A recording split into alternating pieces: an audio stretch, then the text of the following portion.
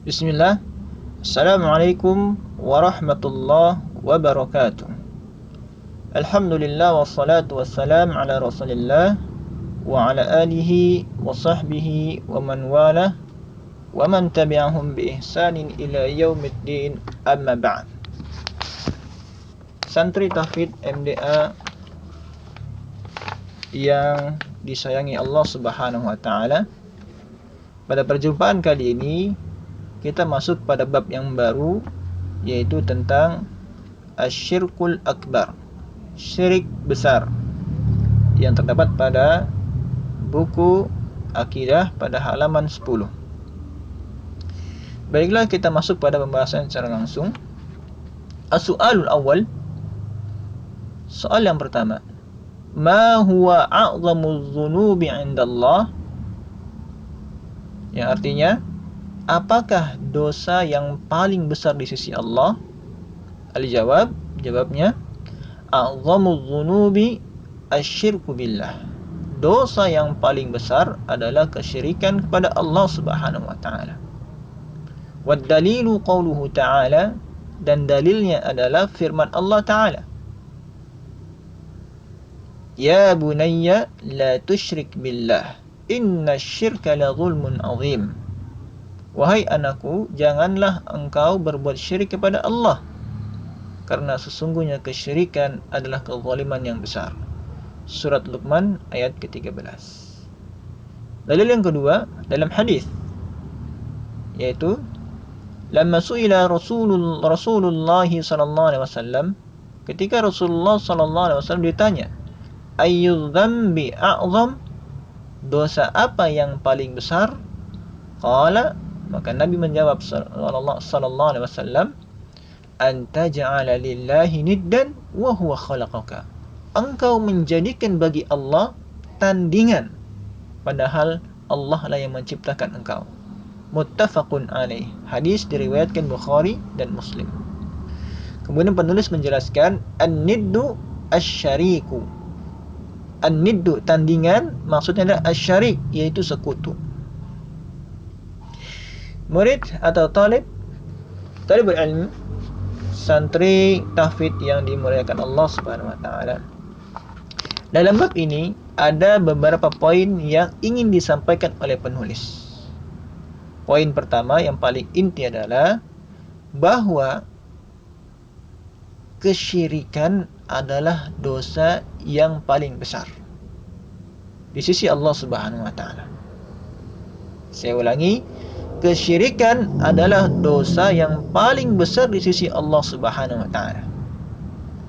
Maksud penulis di sini adalah agar kita yang telah mengetahui bahwa kesyirikan adalah dosa yang besar, maka hendaklah kita menghindarinya, menjauhi segala bentuk perbuatan syirik kepada Allah Subhanahu wa taala.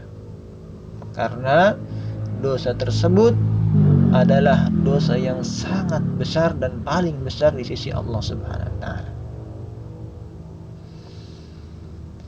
Sehingga tidak ada lagi yang boleh mendekati perbuatan syirik seperti ini. Karena telah jelas Allah Subhanahu wa taala sampaikan dalam Al-Qur'an dan Nabi sallallahu alaihi wasallam sampaikan dalam hadisnya. Artinya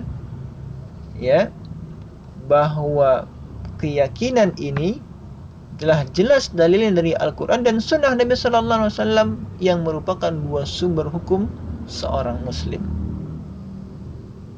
Jika Allah telah tetapkan dan Nabi Sallallahu Alaihi Wasallam pun telah tetapkan, maka tidak ada lagi alasan bagi kita untuk berbuat kesyirikan dengan bentuk apapun. Ini yang ingin disampaikan oleh penulis. Dan penulis hafizahullah ta'ala, di dalam menyatakan pernyataan ini, beliau memberikan dalil. Seperti perkataan beliau, wad dalilu qauluhu ta'ala, dan dalil adalah firman Allah ta'ala. Sini kita lihat, itu menunjukkan bahwa pernyataan ini adalah berdasarkan ilmu bukan berdasarkan logika semata. Terlebih dalil dari Al-Quran telah jelas dan kemudian diperkuat oleh hadis Nabi SAW. Kalau seandainya hanya salah satunya saja, baik hanya Al-Quran saja atau hadis saja, sudah cukup bagi kita untuk meyakini hal ini. Maka dari itu, tidak ada lagi alasan bagi kita untuk melakukan perbuatan syirik dengan bentuk apapun kepada Allah Subhanahu wa taala. Baik, berikutnya, apakah ini maksud dengan syirik itu? Nah, sini perlu kita ketahui. Sebagaimana nanti juga akan dijelaskan pada bab berikutnya atau halaman berikutnya atau soal berikutnya. Secara umum, syirik itu adalah kita menjadikan tandingan buat Allah atau membuat sekutu bagi Allah.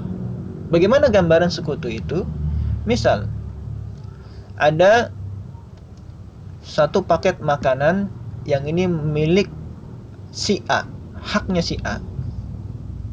Kemudian pengantar paket yang seharusnya memberikan kepada si A, dia memberikan kepada si B juga, membaginya kepada si B.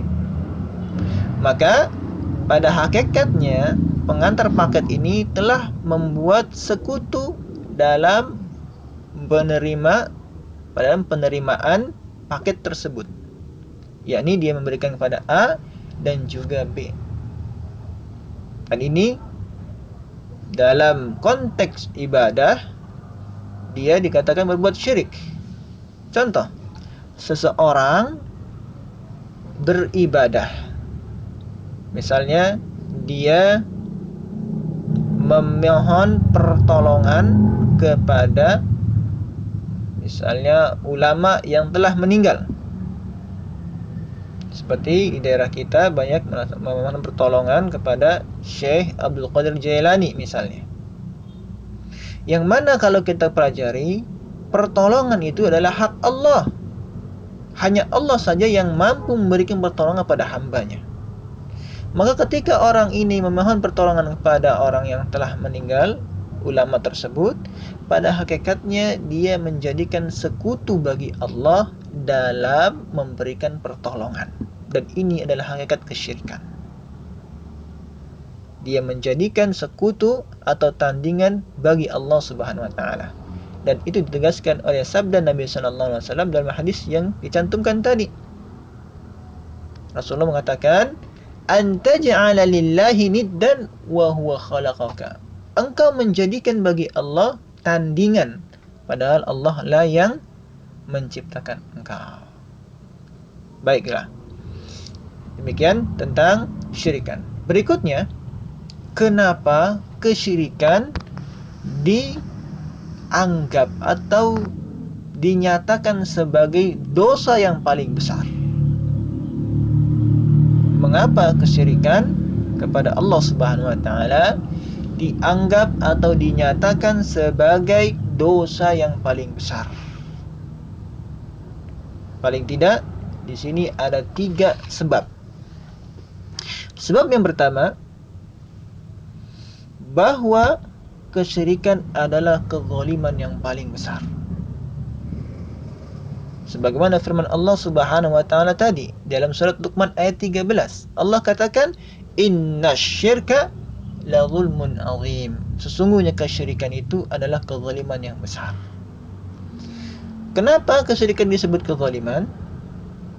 Karena kita perlu ketahui yang dimaksud dengan zalim secara makna adalah wada'u syai' ala ghairi mawdi'ihi, meletakkan sesuatu bukan pada tempatnya.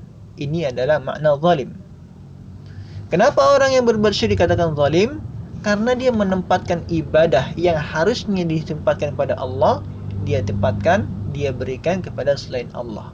Maka hakikatnya dia berbuat zalim. Tidak menempatkan ibadah pada tempatnya. Dia palingkan ibadah kepada selain Allah. Dan kezaliman sekecil apapun kita dilarang. Apalagi kezaliman kepada Allah Subhanahu wa taala yang menciptakan alam semesta ini. pantaslah orang yang berbuat syirik itu dikatakan telah melakukan kezaliman yang sangat besar. Oleh karenanya, syirik menjadi dosa yang paling besar karena telah terjadi kezaliman yang paling besar, yaitu kezaliman kepada Allah Subhanahu wa taala. Alasan yang kedua, kenapa syirik dijadikan atau dinyatakan dosa yang paling besar? Karena ini adalah bentuk pembangkangan, pengingkaran terhadap nikmat Allah Subhanahu wa taala yang paling besar. Pengingkaran yang paling besar kepada Allah. Kenapa? Karena sebagaimana dalam hadis Nabi, Allah katakan atau Rasulullah SAW katakan, "Anta ja'ala lillahi niddan wa huwa khalaqaka." Engkau menjadikan tandingan bagi Allah, padahal Allah yang menciptakan engkau. Nabi SAW menegaskan, kenapa kita harus beribadah kepada Allah? Karena Allah lah yang menciptakan kita. Lantas ketika kita beribadah kepada Allah, padahal Allah yang menciptakan kita, maka sesungguhnya kita telah membangkang, melakukan pengingkaran terhadap nikmat Allah, yaitu penciptaan. Yang mana kita ketahui, diciptakan kita adalah untuk beribadah kepada Allah Subhanahu wa taala. Maka ketika kita beribadah kepada selain Allah, kita menentang Allah Subhanahu wa taala, padahal Dia yang menciptakan kita. Karena sesungguhnya yang menciptakan kita itulah yang berhak untuk diibadahi. Alasan yang ketiga, kenapa syirik disebut dosa yang paling besar? Karena dalam perbuatan syirik tersebut terjadi atau terdapat penyamaan derajat Allah Subhanahu wa taala kepada makhluknya. Pada hakikatnya orang yang berbuat syirik kepada Allah telah menyamakan kedudukan Allah dengan makhluknya, dengan zat yang dia ibadahi. Ambil contoh, apa kesulitan atau kita lihat amal sebagian orang di pinggir laut, di orang-orang yang hidup di tepi pantai, pesisir pantai. Mereka menyembelih hewan kurban, kemudian dipersembahkan untuk penghuni laut, dengan harapan agar hasil lautnya semakin melimpah ruah dan dijaga mereka keselamatan mereka selama mencari nafkah di laut. Maka secara tidak langsung, tanpa disadari, mereka telah meyakini bahwa ada pemberi rizki selain Allah yang melimpah ruahkan hasil laut mereka. Yang kedua, ada penyelamat selain Allah, yaitu penghuni laut menurut mereka. Nah, di sini adalah hakikat kesyirikan yang tidak disadari. Maka hakikatnya dia menyamakan penghuni laut dengan Allah dalam hal memberikan rizki yang melimpah ruah, dalam hal menyelamatkan. Padahal yang memberikan rizki, yang menyelamatkan, bahkan mengatur alam semesta ini hanya Allah Subhanahu wa taala. Inilah 3 sebab sedikitnya kenapa syirik termasuk atau dinyatakan dosa yang paling besar. Demikian bab ini, sampai di sini dulu. Kita tutup dengan doa kafaratul majlis. Subhanakallahumma wa bihamdik, asyhadu an la ilaha illa anta, astaghfiruka wa atubu ilaik. Wassalamualaikum warahmatullahi wabarakatuh.